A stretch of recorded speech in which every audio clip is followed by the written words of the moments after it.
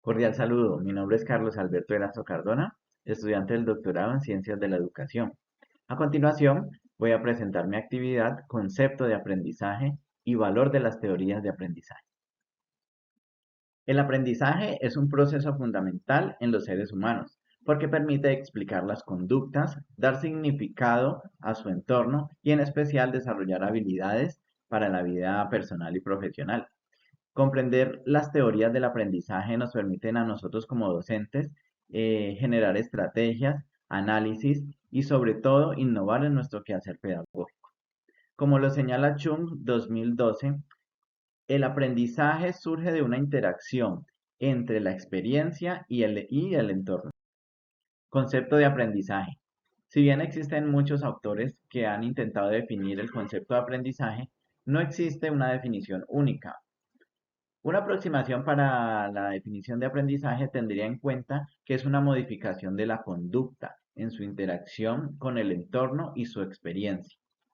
De esta manera, nacen conceptos alrededor del aprendizaje como el aprendizaje significativo, que es una interacción progresiva sobre un objeto de estudio. Por ejemplo, aprender figuras geométricas planas permite posteriormente abordar figuras geométricas en 3 dimensiones, aplicando los conocimientos previos. Por otra parte, el aprendizaje memorístico no ofrece una garantía real sobre un aprendizaje, sino más bien el seguimiento a una regla y por ello es un aprendizaje superficial. Tipos de aprendizaje. Si bien los autores realizan una clara definición de cada uno de los tipos de aprendizaje, deseo entonces realizar un ejemplo para cada uno de ellos. Tipos generales de aprendizaje. Aprendizaje por descubrimiento. Cuando un estudiante decide por su propia cuenta averiguar cómo interactúa la fauna con su hábitat en el entorno local. Aprendizaje por recepción. Cuando nosotros los docentes planteamos un contenido, bien sea en una pizarra o en herramientas digitales, hacia los estudiantes. Aprendizaje reproductivo tiene que ver con aplicar destrezas repetitivas sobre una acción o conocimiento. Por ejemplo, recortar papel. Un individuo enseña a otro cómo recortar papel, en donde el segundo individuo hará repetitivamente esta acción. Aprendizaje productivo. Empieza poco a poco a reorganizarse y a integrar conceptos previos. El aprendizaje restrictivo, por su parte, tiene que ver con la ejecución de una acción o conocimiento sin saber de fondo las causas o consecuencias de lo que está ocasionando su acción. Ejemplo, un individuo se acerca a un toma eléctrico y percibe una corriente eléctrica a través de su cuerpo. Normalmente es un aprendizaje que sabe que no debe volver a realizarlo, pero desconoce las causas y consecuencias de lo que realmente lo genera.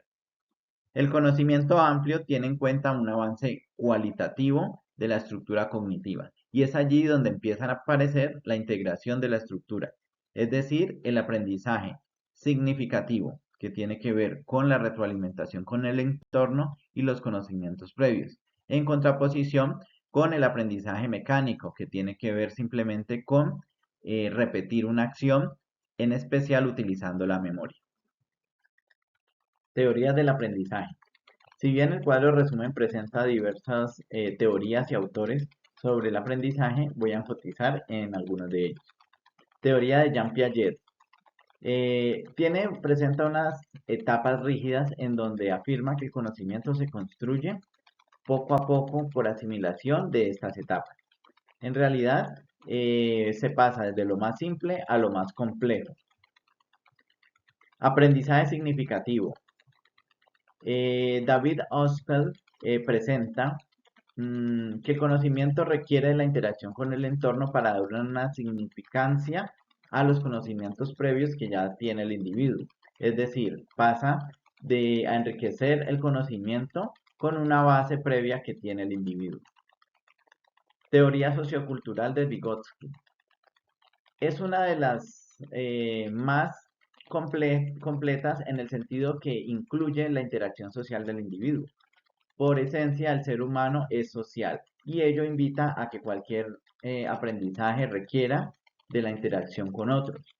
Si cada individuo aprendiera únicamente lo que tiene dispuesto en su entorno individual, sería muy difícil llegar a unas bases de conocimiento que actualmente un individuo debe poseer en una sociedad, más aún en un mundo actual donde la diversificación, la socialización y la globalización están presentes. Importancia de las teorías del aprendizaje. Las teorías del aprendizaje identificadas, resumidas y abordadas presentan una complementariedad y también una visión holística.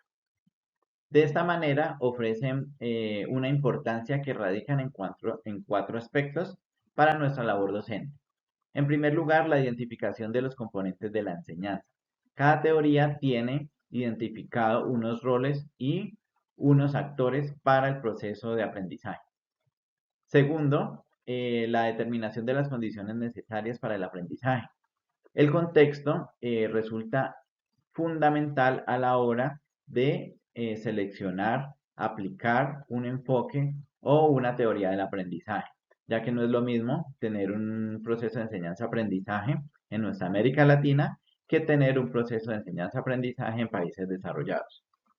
En tercer lugar, tenemos el fortalecimiento y la mejora de la práctica docente. Reconocer estas teorías del aprendizaje nos permite diseñar metodologías, estrategias y actividades acorde a cada una de los enfoques o teorías del aprendizaje, sumado también al reconocimiento del contexto. Finalmente, nos brinda un marco para aplicar técnicas de enseñanza eficaces. La educación requiere que como docentes estemos actualizados, no solo en las teorías pasadas, también presentes y futuras que vendrán en la investigación educativa, para poder tener y reconocer de esta manera que existe un proceso de enseñanza-aprendizaje que puede ofrecer resultados robustos. Conclusiones. Como conclusión general, reconozco que no existe un único camino para el proceso del aprendizaje.